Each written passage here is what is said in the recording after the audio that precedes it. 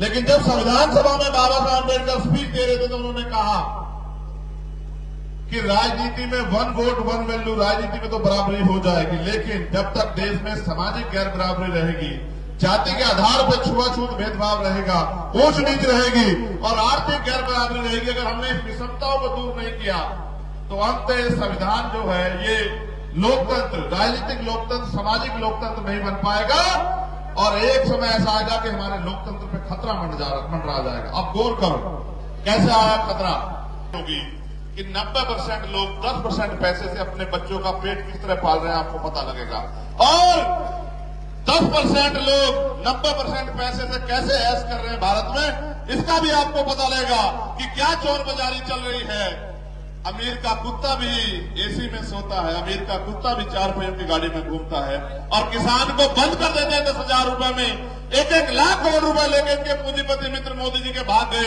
किसी ने सवाल नहीं पूछा, आप 10,000 रुपए का बिल रोक लो, आपकी बिजली काट देंगे और आप पे मुकदमा करके आपको जेल भेज देंगे। ये हालत है आदेश।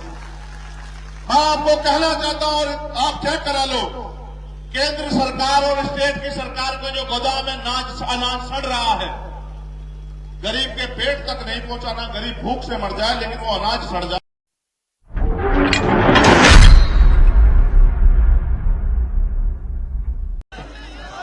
ये मीडिया के लोगों खड़े रहने दो यहां,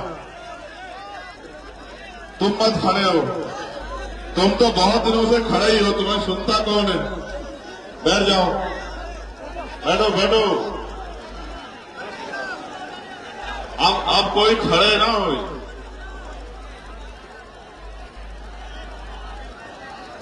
सुनो, तुम्हारी वजह से भी बड़ी दिक्कत हो रही है, तुम भी थोड़े नीचे को हो जाओ।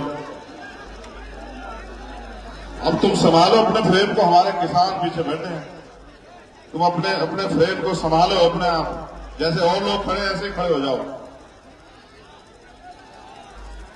हो जाओ, जल्दी हो जाओ, जल्दी हो जाओ। तुम लोग भी बैठ जाओ, और मंच वाले भी बैठ जाओ, और ये भी बैठ जाओ मंच वाले सब लोग, और ये बैठा है देखो यहाँ हमारा भाई, तुम भी ऐसे बैठ जाओ, बच्चों काम कर रहे हो वो खड़े रहो, बाकी बैठो, बैठ जाओ सब लोग, खड़े मत हो, जल्दी बैठो, समय कम है, बैठ जाओ। बहुत बहुत धन्यवाद। सबसे पहले तो सेवड़ा के सभी क्षेत्रवासियों का, यहां की महान जनता का, और सबसे ज्यादा धन्यवाद हमारी माताओं बहनों का। देखो, उनसे एक बार नहीं कहा कि बैठ जाओ या खड़े जाओ, अपने आप बैठी है, इतना प्यार करती है। और तुम देख लो, जिनके लिए हम 24 घंटे खड़े रहे उनको देख लो और उनको देख लो और फर्क महसूस कर लो, क्योंकि समय भी बहुत हो गया है और मेरे कंधों में बहुत जिम्मेदारी है। तो मैं धन्यवाद देता हूं यहाँ की पूरी भीम आर्मी आजाद समाज पार्टी के एक कार्यकर्ता को, और इस मंच पर उपस्थित तमाम हमारे सम्मानित नेतागण जो भाई दामोदर जी से बहुत प्यार करते हैं, और यहाँ बैठे हमारे सभी मजदूर, किसान, नौजवान, महिलाएं, बुजुर्ग, बच्चों, मीडिया के साथियों। चुनाव आ गया और आप जानते हैं हम चुनाव में नहीं आते हैं, लेकिन बाकी सब बारी आते हैं। पहली बार आए चुनाव में, आपके भी बताओ, उससे पहले आए क्या चुनाव में, बताओ?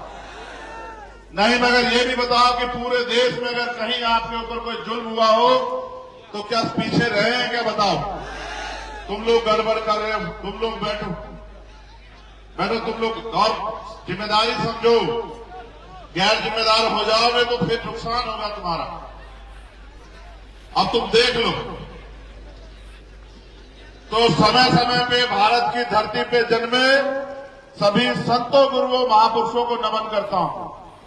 भगवान बुद्ध से लेके संत शिरोमणि सतगुरु रविदास जी महाराज, गुरु नानक देव, संत कबीर, गुरु घासीदास, फिर राष्ट्रपिता ज्योतिबा फूले, छत्रपति साहू जी महाराज, डॉक्टर बाबा साहब अम्बेडकर, पेरियर रामास्वामी नायकर, प्यारेलाल यादव, बाबू जगदेव प्रसाद कुशवाहा, जननायक कपूरी ठाकुर, संतराम बी प्रजापति, महामना रामस्वरूप वर्मा, मान्यवर दीना भाना वाल्मीकि साहब और मान्यवर काशीराम साहब को नमन करता हूं। मुझे आपसे ज्यादा कुछ नहीं कहना, मैं आपको प्रजातंत्र बता देता हूं, प्रजातंत्र होता क्या है। कैप वाले, तुम अपनी समस्याओं के जिम्मेदार खुद ही हो। अभी बता देंगे, तुम्हारी समझ में आ जाएगा। देखो, ये लोकतांत्रिक प्रदेश और देश है। लोकतंत्र कब आया, लोकतंत्र क्यों आया, लोकतंत्र में कौन ताकतवर है, कौन कमजोर है, ये समझने का विषय है। और लोकतंत्र में आप कैसे ताकतवर हो सकते हैं, ये भी समझना पड़ेगा। अभी हमसे पहले हमारे बहुत ही सम्मानित वरिष्ठ नेता राष्ट्रीय महासचिव रविंद्र कुमार भाटी जी अपनी बात रख रहे थे और समाज से अपील कर रहे थे। उनसे पहले तमाम हमारे पार्टी के वरिष्ठ सभी नेताओं ने अपनी बात रखी, संगठन के लोगों ने बात रखी, फिर हमारे यहाँ के प्रत्याशी बोले, उन्होंने आपसे बात रखी। लेकिन मुझे आपसे कुछ और कहना है। ये देश राजा महाराजाओं के हाथ में था, राजतंत्र में था। और राजा महाराजा जो कह देते, राजा अगर रात को दिन कह दे तो जनता को भी रात को दिन कहना पड़ता था। राजा अगर दिन को रात कह दे तो प्रजा को भी दिन को रात कहना पड़ता था, क्योंकि अगर रहना था उनके प्रदेश में, उनके राज्य में, तो उनके हिसाब से चलना था। फिर एक ऐसा उजाला निकला, एक ऐसा सूर्य निकला, एक ऐसे रहबर पैदा हुए जिनको हम डॉक्टर बाबा साहब अम्बेडकर के नाम से जानते हैं। उन्होंने जो अपमान पूरे जीवन में सहा और अपने 4-4 बच्चों की कुर्बानी देके हमें हमारे पैरों पे खड़ा करने के लिए अंग्रेजों से लड़ाई लड़के अपनी एक एक बात को उन्होंने और उनके साथियों ने अंग्रेजों के सामने जिम्मेदारी रख के इस देश में शोषित वंचित वर्ग के अधिकारों के लिए लड़ाई लड़ी। और एक दिन ऐसा समय आया कि देश आजाद हुआ और भारत में लोकतंत्र स्थापित हुआ। जब मिला वोट का अधिकार तो सब लोग चले गए विरोध में। कोई कहता वोट का अधिकार उसको मिले जो जमींदारी करता है, कोई कहता उसको मिले जो व्यापारी है, कोई कहता उसको मिले जो बहुत पढ़ा लिखा है, कोई कहता उसको मिले जो लगान देता है। डॉक्टर बाबा साहब अम्बेडकर ने कहा कि अगर चंद लोग फैसला करेंगे कि उनका नेता कैसा होगा, उनका विधायक कैसा होगा, उनका सांसद कैसा होगा, तो ये लोकतंत्र नहीं होगा। अगर पूरी जनता फैसला करेगी और जनता जिसके पक्ष में ज्यादा होगी, जिसको वोट ज्यादा देगी, वो अगर इस तरह से चुना जाएगा तो फिर माना जाएगा कि भारत में लोकतंत्र है। सम्मानित साथियों, ऐसा ही हुआ। आपको जानकारी भी नए नौजवान लोगों को नहीं होगी, इसलिए आपसे कह रहा हूं। पहले वोट देने की उम्र थी 21 साल, फिर इसमें चेंज हुआ और वोट देने की उम्र तय हुई कितनी, 18 साल। पहले 18 साल का व्यक्ति नहीं दे सकता था, फिर ये अधिकार आया, दोबारा से इस पे चेंज हुआ। 18 साल का व्यक्ति बालिग माना जाएगा, वो वोट देके सरकार चुनेगा। आज हमारे बहुत सारे नौजवान हैं जो 18 साल पार करके पहली बार वोट देने जाएंगे। फैसला आपको करना है। देखो, हम राजतंत्र में दूसरे लोगों के डंडे से हाके जाते थे। गांव में बैठा एक जमींदार डंडा उठा देता, हमारे लोग कमजोर किसान पीछे हट जाते। और क्या क्या नहीं सहा आपने। इतिहास का आधार होगा, तुम्हारे जख्म क्रोध होगा तो यही रो पड़ोगे। मेरी बात को याद रखना। भारत में ऐसी व्यवस्था है कि मेरे सूरवीरों, मेरे बहादुर योद्धा, सुनो, देवदासी प्रथा थी कि महिलाओं को दान किया जाता, बच्चियों को, और मंदिरों में, धार्मिक स्थलों पर उनका शोषण होता था। आज भी चलिए इतिहास गवाह पढ़ना, महिलाओं को तन ढकने का अधिकार नहीं था, विधवा विवाह नहीं होता था, बाल विवाह होता था। पहले बच्चों को ऐसे धर्मशास्त्रों में इस तरह की बातें लिख के आपके पहले बच्चों को नदी में दान करवाया जाता था। तमाम तरह की मुसीबतें, पाबंदियां आपके ऊपर थी। आप दिन के उजाले में नहीं निकल सकते थे। आपको अपनी बात को कहने का अधिकार नहीं था, बड़ा मकान बनाने का अधिकार नहीं था, जेब में पैसे रखने का अधिकार नहीं था, सम्मान से जीवन जीने का अधिकार नहीं था, अच्छा पानी पीने का अधिकार नहीं था, अच्छा भोजन खाने का अधिकार नहीं था, अच्छे कपड़े पहनने का अधिकार नहीं था। आपको खेत में भी कोई घुसने नहीं देता था। फिर आया लोकतंत्र, भारत का संविधान, एक ऐसा उजाला 26 जनवरी 1950 को कि देश का हर एक नागरिक बराबर। लेकिन जब संविधान सभा में बाबा साहब अम्बेडकर स्पीच दे रहे थे तो उन्होंने कहा कि राजनीति में वन वोट वन वैल्यू, राजनीति में तो बराबरी हो जाएगी, लेकिन जब तक देश में सामाजिक गैर बराबरी रहेगी, जाति के आधार पर छुआछूत भेदभाव रहेगा, ऊंच नीच रहेगी और आर्थिक गैर बराबरी रहेगी, अगर हमने इस विषमताओं को दूर नहीं किया तो अंततः संविधान जो है ये लोकतंत्र, राजनीतिक लोकतंत्र, सामाजिक लोकतंत्र नहीं बन पाएगा। और एक समय ऐसा आएगा कि हमारे लोकतंत्र पे खतरा मंडरा जाएगा। अब गौर करो कैसे आया खतरा। जब बाबा साहब अम्बेडकर लड़ लड़ के वोट का अधिकार दिला रहा था तो दुश्मन क्या कर रहा था सोचो। जब ये दामोदर यादव आगे बढ़ने का प्रयास कर रहा है, इनके विरोधी क्या कर रहे होंगे सोचो। इनके विरोधियों ने क्या किया, इनके खुद की जाति का एक प्रत्याशी एक पार्टी से उसको पैसा दिला के टिकट दिलवा दिया कि आजा लड़, हरा दे दामोदर को किसी तरह से। ये षड्यंत्र है। मैं इसलिए कह रहा हूं गौर करो कि जब बाबा साहब आपको वोट के लिए लड़ रहे थे, आपको वोट का अधिकार मिले तो दुश्मन भी प्रयास कर रहा था। दुश्मन ने कहा कि इनके पास वोट है और हमारे पास नोट है, इनकी जरूरत पैसा है, इनको घर चलाना है, इनको रोटी, इनको मकान बनाना, इनको बच्चों की शादी करनी है, पढ़ाई लिखाई करनी है, करवानी है, इनको इलाज करवाना है, तो इनकी वोट को हम लोग नोट से खरीद लेंगे।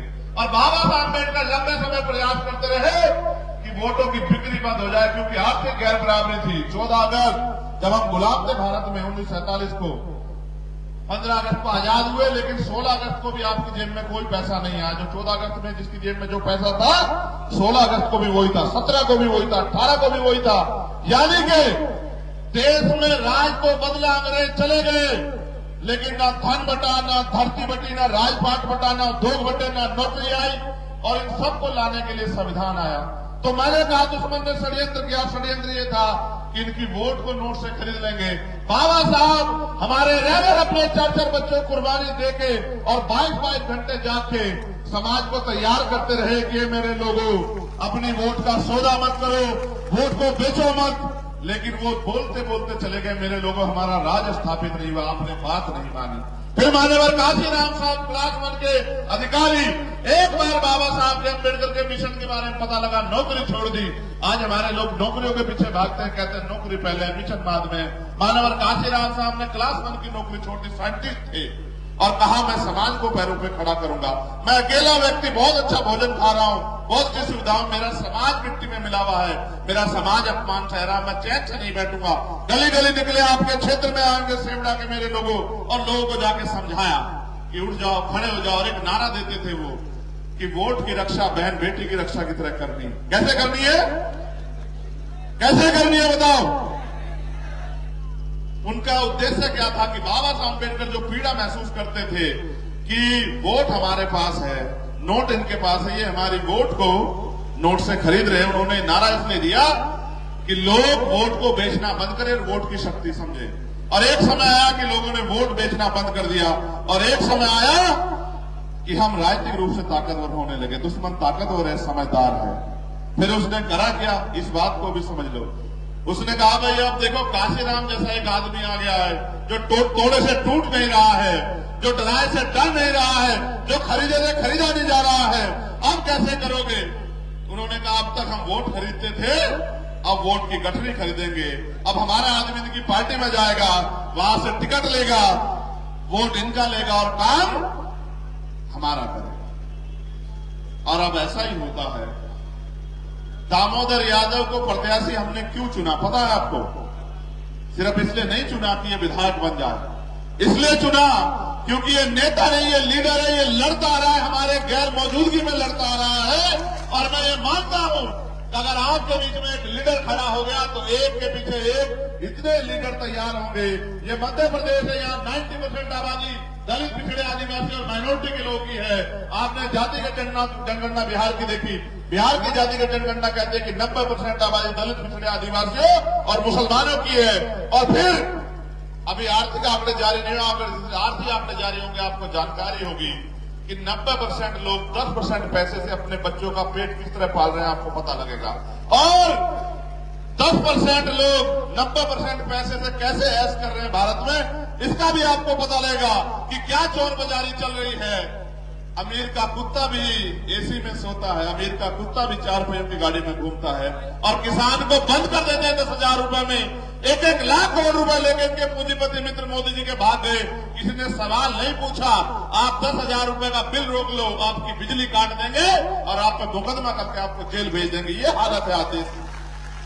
मैं आपको कहना चाहता हूं, और आप चेक करा लो, केंद्र सरकार और स्टेट की सरकार के जो गोदाम में अनाज सड़ रहा है, गरीब के पेट तक नहीं पहुंचाना, गरीब भूख से मर जाए लेकिन वो अनाज सड़ जाएगा, उससे कोई फर्क नहीं पड़ता।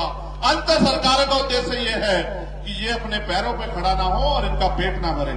इसलिए व्यवस्था बना के आपको लूटने, खसोटने और खरीदने का काम किया जा रहा। मैं आपको ये कहना चाहता, बहुत हो गया, बहुत जुर्म आपने सह लिए। 12 फरवरी को हम लोग भोपाल में आए थे और बड़ी संख्या में आप लोग भी पहुंचे होंगे और हमने अपनी इस सरकार को जो है अपना ज्ञापन दिया कि ये हमारी मांगे सरकार ने हमें छोड़ दिया, हमारी खबर नहीं ली। मैंने जब पता किया दामोदर यादव के बारे में कि आप देखो नेता पता करता है पैसा कितना है, कंपनी है, फैक्ट्री है, नहीं। मैंने जब पता किया तो मैंने पता किया कि जब 2 अप्रैल में दलित समाज के लोग अपने अधिकारों के लिए सड़कों पे आंदोलन कर रहे थे तो दामोदर यादव उनके बीच में खड़ा था।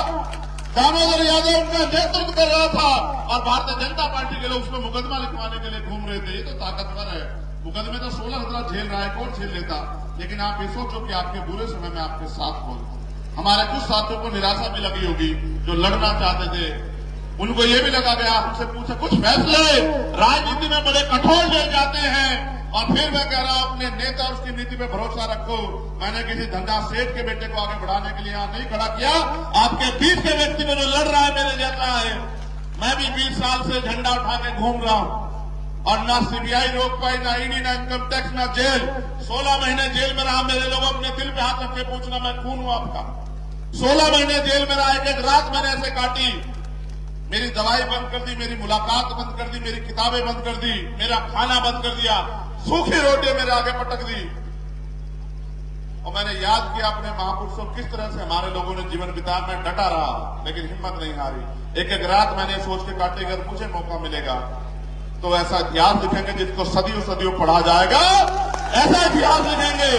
और मेरा अपराध ये है मेरे लोगों कि मैंने रानी के पेट से जन्म नहीं लिया।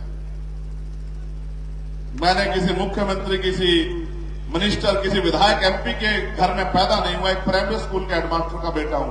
आपके जैसे घर से आता हूं, मगर मेरी मां रानी से कम नहीं है। जिसने मुझे पैदा किया वो रानी से कम नहीं है। मेरी ये जो माए बैठी है, बहनें, रानियों से कम नहीं है। ये मेरा अपराध है। इसलिए मैं ताकतवर लोगों की नजरों में चुभ गया। उनको लगता है अगर ये गरीब का बेटा खड़ा होगा। आप मुझे अपने जिम्मेदारी से बताओ, अगर चंद्रशेखर आजाद ताकतवर होगा तो क्या आप ताकतवर होंगे नहीं होंगे? बताओ।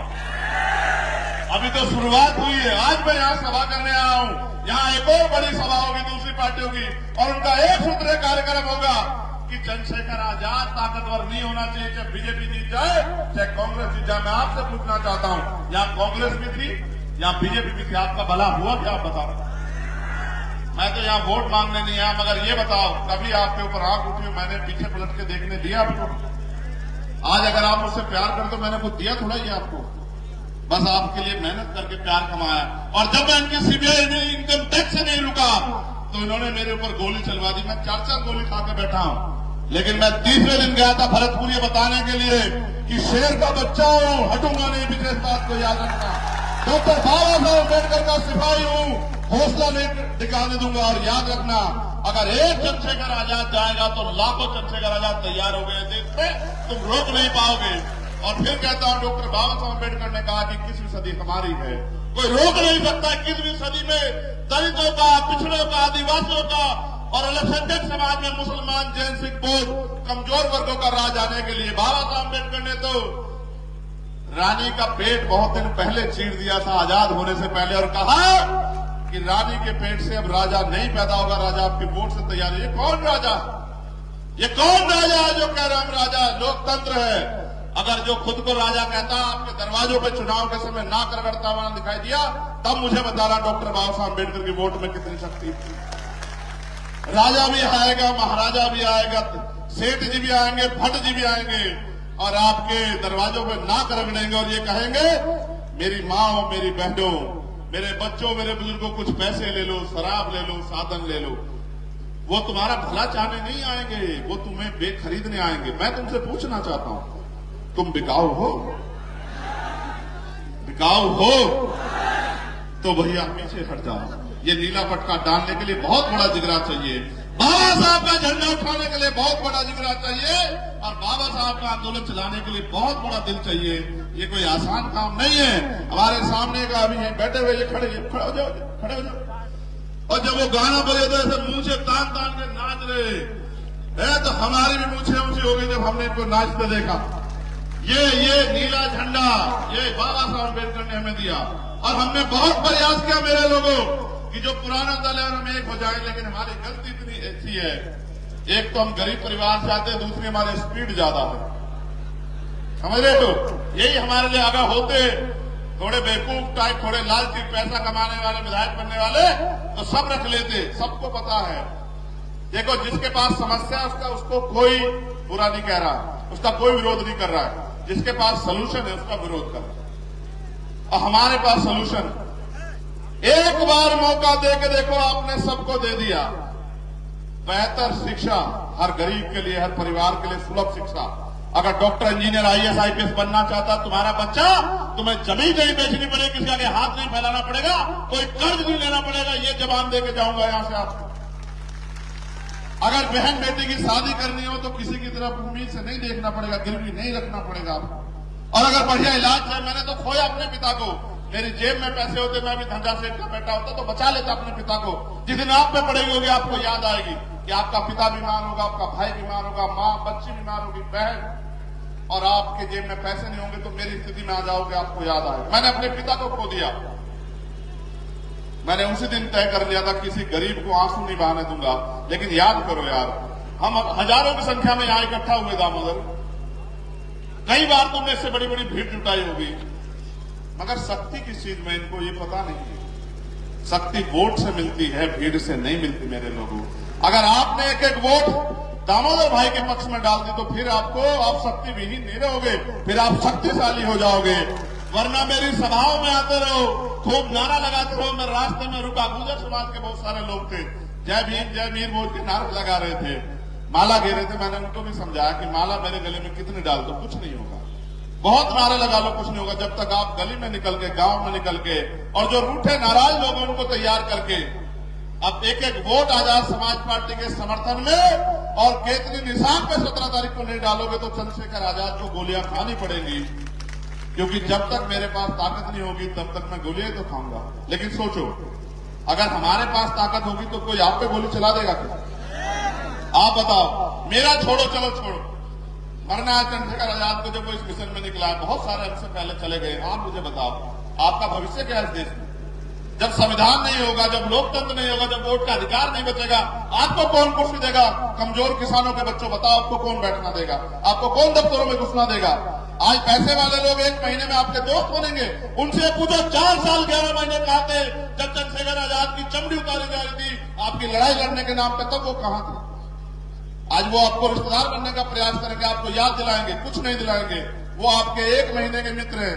आप ये बताओ, 1 महीने वालों के साथ हो या परमानेंट वाले के साथ हो? आप बताओ मुझे। फिर मैं दूसरी बार आपकी सभा में तभी आऊंगा जब अब की बार मैं आऊं तो यहां से वहां जिधर मैं देखूं उधर समुद्र जैसा माहौल मुझे दिखना चाहिए, जैसा आपने भोपाल में मुझे दिखाया था। बताओ, दिखाओगे नहीं दिखाओगे? देखो, लोकतंत्र है, जिनका वोट है उनका राज होना चाहिए, बस इतनी सी बात।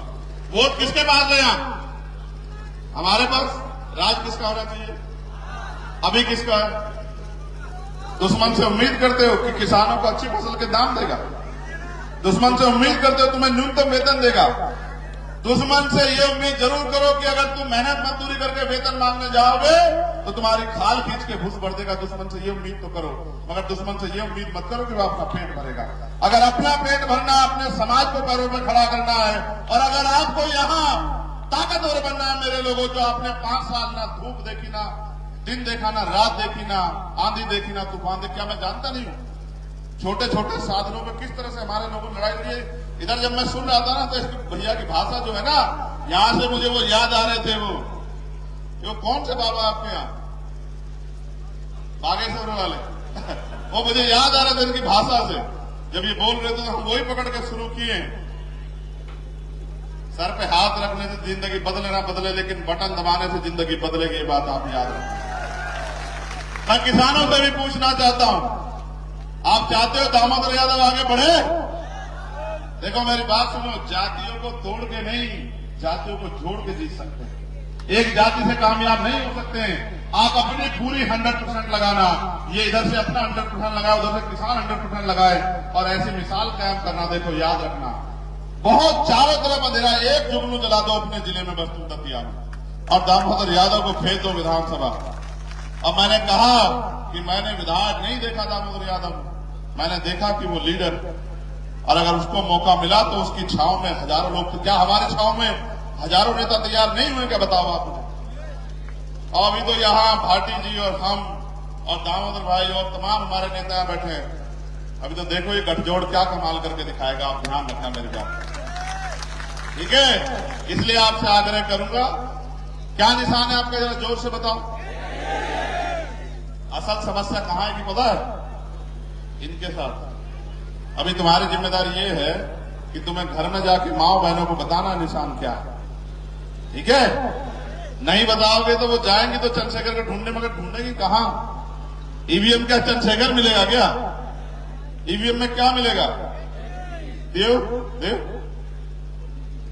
सुनो, ये दामोदर भाई बताए ना कि केतली निशान क्यों रखा, हम बताएं। एक चाय वाले ने पूरा देश बेच दिया है, हमने उसकी चाय की दुकान बंद करनी है, ठीक है? जो देश सलामत रहे, समझ रहे नहीं समझ रहे हो? देश नहीं बिकने देना, ये देश हमारे महापुरुषों के बलिदान पर टिका। और सुनो, ये केतली कुछ जैसा नहीं लगता, चिराग जैसा, अलादीन का चिराग बचपन में देखे हो तुम सब लोग, लगता है नहीं लगता है? तुम इसको दबा देना जोर से, और इसमें इसको जब तुम दबा दोगे तो कौन निकलेगा तुम्हें पता है?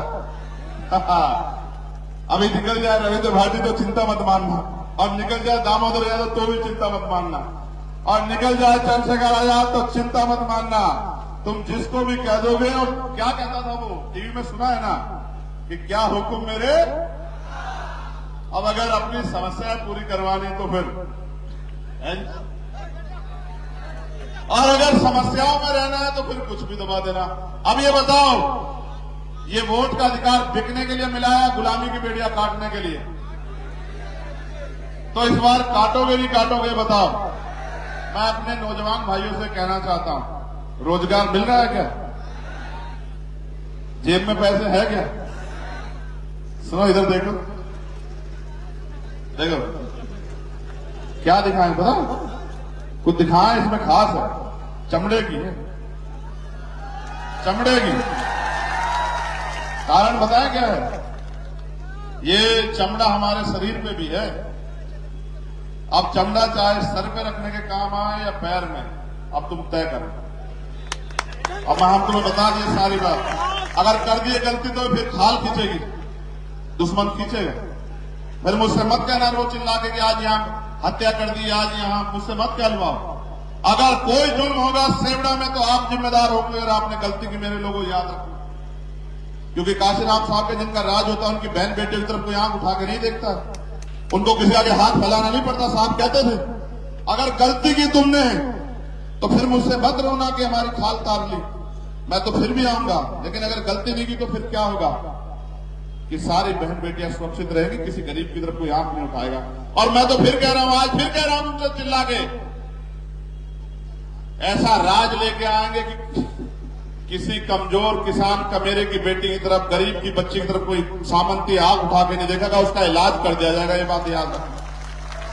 किसी की जमीन पे कोई कब्जा नहीं करेगा, कोई सामंती भारतीय जनता पार्टी के सहारे पे, उसका इलाज कर दिया जाएगा। और कोई अधिकारी कर्मचारी किसी को, निर्दोष को फंसा नहीं पाएगा, चाहे वो मुसलमान हो, चाहे वो पिछड़ा हो या दलित हो, आदिवासी कोई हो, चाहे किसी के घर पे जबरन बुलडोजर नहीं चलेगा, वरना ये सब यही है। तुम मानते हो संविधान को खतरा है? कितने लोग मानते हो? हाथ खड़े करियो। फिर एक बात का जवाब और दे दियो, ये सब सारी पार्टियां यही है, उन पर विधायक एमपी भी है, फिर कहां को खतरा हुआ बताओ?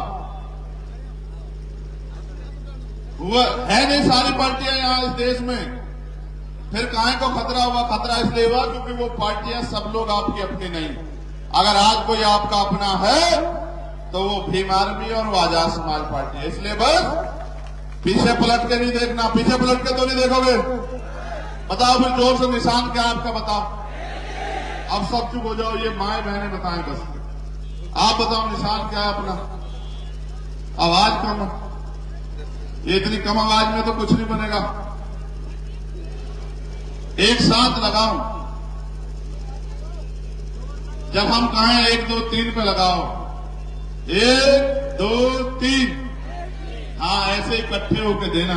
कभी कुछ 15 को दे दो, कभी 14 को दे दो, कुछ 17 को दो, ऐसा मत करना। सब इकट्ठे होकर किस तारीख में वोट डालना है? 17 में कहो कि हम 15 के मीत हैं, 16 के नहीं। अच्छा सुनो, कोई पैसा शराब लेके आए, शराब ऐसे बुरी चीज है, कोई पैसा पूसा दे तो रख लेना, घबराना मत। हम हैं जो तुमसे वापस कोई छीन ले, हमें बता देना, तो उनका पैसा नहीं है, सब हराम का कमाया हुआ, समझ रहे हो? तभी लुटा रहे हैं। गरीबों की जमीन, गरीबों की खाल खींच खींच के कमाया, गरीबों का पैसा है। इसलिए अगर तुम्हें कोई पैसा दे तो रख लेना, कोई सेठ जी, कोई राजा जी दे तो रख लेना, और बता देना अगर कोई कुछ कहे कि हम उनके भाई। समझ रहे हो? समझ रहे हो? समझे नहीं समझे? मगर उनका पैसा जेब में गिर के तुम ईमानदार हो, खराब तो नहीं हो जाओगे? पक्का? हाँ तो ठीक है, बहुत बढ़िया, बहुत बहुत धन्यवाद। जय भीम, जय भारत, जय मंडल, जय जोहार, जय संविधान, जय जवान, जय जवान, जय जवान, जय जवान, जय जवान। सेवड़ा